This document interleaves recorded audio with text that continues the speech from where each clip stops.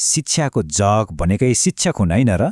तर एउटा राम्रो शिक्षकलाई अझै राम्रो, अझै प्रभावकारी बनाउने कसरी? आज हामी नेपालमा शिक्षकको पेशागत विकास र तालिमको प्रणालीलाई एकदमै नजिकबाट निहाल्नेछौँ। यो कसरी सुरु भयो, आज कुन अवस्थामा छ र यसले वास्तवमा के अर्थ राख्छ भन्ने विषयमा गहिरिएर कुरा गर्नेछौँ। एकछिन सोचौँ त, एउटा राम्रो शिक्षकलाई महान शिक्षक केले बनाउँछ होला? के त्यो उनीहरूको ज्ञानले मात्र हो वा पढाउने शैलीले? वास्तवमा महान शिक्षक बन्ने प्रक्रियामा सबैभन्दा ठूलो भूमिका निरन्तर सिक्ने र आफूलाई परिष्कृत गरिरहने बानीले खेल्छ। अनि यही नै हाम्रो आजको छलफलको मूल आधार हो।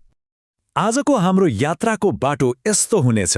सुरुमा हामी केही आधारभूत कुराहरू बुझ्नेछौँ, त्यसपछि तालिम र विकास बीचको फरक के हो भनेर हेर्नेछौँ, अनि नेपालको ऐतिहासिक यात्रालाई निहाल्नेछौँ, अहिलेको प्रणाली कस्तो छ भनेर केलाउनेछौँ, र अन्त्यमा यो किन एक निरन्तर यात्रा हो भन्ने निष्कर्षमा पुग्नेछौँ। ल, सुरु गरौँ आधारबाटै। शिक्षकको विकासको कुरा गर्दा दुईवटा शब्दहरू बारम्बार आइरहन्छन्। एउटा हो पेशागत विकास र अर्को हो तालिम। पहिले यिनको अर्थ के हो त्यो बुझौँ है त। पेशागत विकास भनेको नि कुनै एकपटक लिएर सकिने कुरा होइन। यो त एउटा लामो निरन्तर चलिरहने प्रक्रिया हो। यसको मुख्य लक्ष्य शिक्षकको समग्र क्षमता बढाउनु हो, उनीहरूको ज्ञान, सिप र पढाउने तरिकाप्रतिको दृष्टिकोणलाई नै सुधार गर्नु हो, ताकि कक्षा कोठामा शिक्षण सिकाइ अझ राम्रो होस्। ग्ल्याथर्नको यो भनाइले यसलाई अझ प्रष्ट पार्छ। उहाँ के भन्नुहुन्छ भने पेशागत विकास भनेको समय र अनुभवसँगै आफ्नो व्यावसायिक दक्षता बढाउँदै लैजानु हो। यो समग्र वृद्धिमा केन्द्रित छ, कुनै एउटा सानो सिपमा मात्र होइन। अर्कोतर्फ छ तालिम। यो अलि फरक छ। तालिम भनेको कुनै खास उद्देश्य पूरा गर्नका लागि बनाइएको एउटा योजनाबद्ध कार्यक्रम हो। भनौँ न, यसले कुनै विशेष सिप सिकाउँछ, जस्तै नयाँ पाठ्यक्रम कसरी पढाउने वा कुनै नयाँ प्रविधि कसरी चलाउने। यो तत्कालको आवश्यकता पूरा गर्नमा केन्द्रित हुन्छ। ल, अब यी दुई बीचको भिन्नतालाई अझ गहिरिएर हेरौँ, ताकि कुनै पनि भ्रम नरहोस्। दुवै महत्त्वपूर्ण छन्, तर यिनीहरूको भूमिका भने फरक छ। यहाँ हेर्नुहोस् त, यो भिन्नता कति स्पष्ट छ।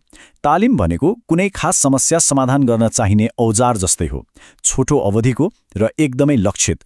तर पेशागत विकास भनेको चाहिँ एउटा बिरुवा हुर्काए जस्तै हो। यो जीवनभर चल्ने प्रक्रिया हो, जसले शिक्षकको समग्र व्यक्तित्व, सोच र ज्ञानको दायरा फराकिलो बनाउँदै लैजान्छ। भन्नुको मतलब तालिम पेशागत विकासको एउटा महत्त्वपूर्ण हिस्सा मात्र हो, सबै थोक होइन। अनि हेर्नुहोस्, पेशागत विकास धेरै तरिकाले हुन सक्छ।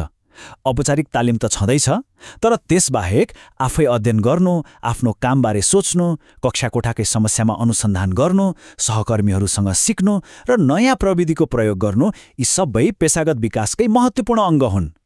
ल, अब अलिकति इतिहासतिर लागौँ। नेपालमा शिक्षकहरूलाई तालिम दिने यो प्रणाली रातारात बनेको त पक्कै होइन। यसको एउटा लामो र निकै रोचक विकासक्रम छ। विश्वव्यापी रूपमा हेर्ने हो भने शिक्षक तालिमको अवधारणालाई स्थापित गर्ने श्रेय पेस्टालोजीलाई जान्छ। उहाँलाई शिक्षक तालिमका पिता पनि भनिन्छ। तर हाम्रो नेपालमा चाहिँ यसको औपचारिक सुरुवात कहिले र कसरी भयो त? नेपालमा शिक्षक तालिमको औपचारिक यात्रा विक्रमसम्म 2004 मा आधार शिक्षक शिक्षण केन्द्रको स्थापनासँगै सुरु भयो। त्यसपछि 2013 सालमा नर्मल स्कुल र कलेज अफ एजुकेसन स्थापना भए। एउटा ठूलो फड्को चाहिँ 2028 सालमा आयो, जब राष्ट्रिय शिक्षा पद्धतिको योजनाले शिक्षक हुनका लागि तालिम अनिवार्य बनायो।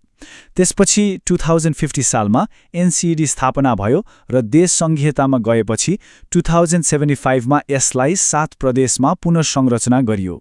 इतिहासबाट अब वर्तमानमा फर्कौँ। आजको दिनमा शिक्षकको पेशागत विकासको संरचना र ढाँचा कस्तो छ त? आउनुहोस् हेरौँ। पछिल्लो समयमा शिक्षकको पेशागत विकास, जसलाई टिपिडी पनि भनिन्छ, त्यसको मोडेलमा केही परिवर्तन भएको छ। पहिले एसएसआरपी कार्यक्रममा 10-10 दिनको 3वटा मोड्युल थियो। पछि एसएसडीपीमा यसलाई 15-15 दिनको 2वटा मोड्युलमा परिवर्तन गरियो। तर यहाँको सबैभन्दा चाखलाग्दो कुरा के छ भने मोड्युलको संरचना फेरिए पनि कुल तालिम अवधि भने 30 दिन नै रह्यो। 10 शिक्षकको वृत्ति विकासको लागि यो सङ्ख्या एकदमै महत्त्वपूर्ण छ। के हो त यो 10? आउनुहोस्, अर्को स्लाइडले यो प्रष्ट पार्छ। शिक्षक सेवा आयोग नियमावली अनुसार बढुवाको लागि तालिम बापत जम्मा 10 अङ्क छुट्याइएको छ। यसमा 7 अङ्क सामान्य सेवाकालीन तालिमको लागि र बाँकी 3 अङ्क टिपिडी अर्थात् पेशागत विकास तालिमको लागि हुन्छ। टिपिडी तालिममा प्राप्त गरेको श्रेणीको आधारमा प्रथमलाई 3, द्वितीयलाई 2 र तृतीयलाई 1 अङ्क दिन्छ। यसले तालिमको महत्त्वलाई शिक्षकको वृत्ति विकाससँग सिधै जोडेको छ। हाल देशभरि 7 प्रदेशमा एक-एकवटा शिक्षा तालिम केन्द्रहरू छन्। यहाँ हामी कुन प्रदेशको तालिम केन्द्र कुन जिल्ला र स्थानमा छ भनेर हेर्न सक्छौं। यसले देश सङ्घीय संरचनामा गएपछि तालिम प्रणालीलाई पनि कसरी विकेन्द्रीकृत गरिएको छ भन्ने देखाउँछ। र यदि यी सबै 7 स्थानहरू सम्झन गाह्रो लाग्छ भने एउटा रमाइलो सूत्र पनि छ। सु बा कात रुसुडो। सु भनेको सुनसरी, बा बारा, का काभ्रे, त तनहुँ, रु रूपन्देही, सु सुर्खेत र डो डोटी। सम्झनको लागि एकदम सजिलो होइन त? अब हामी हाम्रो विश्लेषणको अन्त्यतिर आइपुगेका छौं। अहिलेसम्म हामीले जे छलफल गर्यौं त्यसले एउटा कुरा त स्पष्ट पार्छ, शिक्षकको विकास कुनै गन्तव्य होइन, यो त एउटा कहिल्यै नसकिने यात्रा हो। त्यसैले यहाँको मुख्य सन्देश के हो भने एक असल शिक्षक हुनु भनेको निरन्तर विद्यार्थी भइरहनु पनि हो। नयाँ ज्ञान सिक्ने, नयाँ परिस्थिति अनुसार आफूलाई ढाल्ने र आफ्नो शिक्षण कलालाई सधैँ तिखारिरहने। यो प्रक्रिया कहिल्यै रोकिँदैन, यो एक आजीवन प्रतिबद्धता हो। र अन्त्यमा म एउटा प्रश्न छोडेर जान चाहन्छु। एक शिक्षकको विकासको यात्रा कहिले समाप्त हुन्छ? एकछिन सोच्नुहोस् त। सायद एउटा महान शिक्षकको लागि यो यात्रा कहिल्यै समाप्त हुँदैन।